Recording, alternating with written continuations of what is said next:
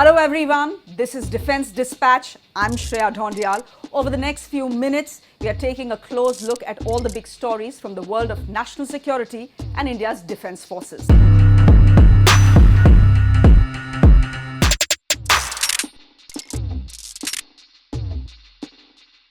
Let's start with the standoff that has been ongoing in eastern Ladakh between India and China for the last 9 months. There have been 9 rounds of Corps Commander level talks, but those talks haven't really gone anywhere. So is the possibility of a two-front threat, China on one side and Pakistan on another side, a reality? It is something that CDS General Bipin Rawat has openly spoken about. Chinese economic cooperation with Pakistan.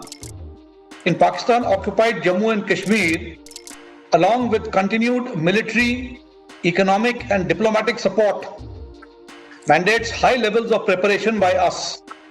At the same time, this also poses the threat of coordinated action along the northern and western fronts, which we have to consider in our defense planning. But the Air Chief of India begs to differ.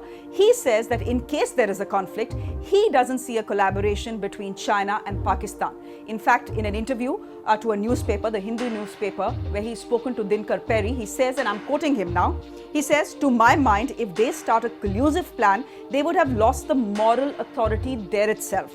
As a combat power, if you need another country to even threaten some country, you have given away your weakness. We need to be prepared. There are situations where it can happen, but to say that we will start with a collusive threat, I don't see it, especially," he says, with China. Speaking of China, its bullying and aggression is not just restricted to its borders with India.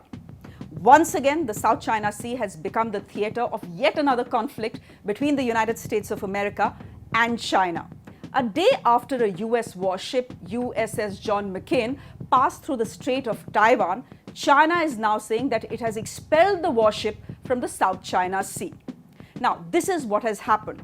What China is saying is that this US warship was infringing on its territorial integrity. The US is saying we were doing no such thing. We were simply exercising our right to international navigation. Now, as you know, China does say that it owns the entire South China Sea. It lays claim over the entire South China Sea, something that is disputed by other countries like Malaysia, Vietnam, Indonesia, Brunei, etc.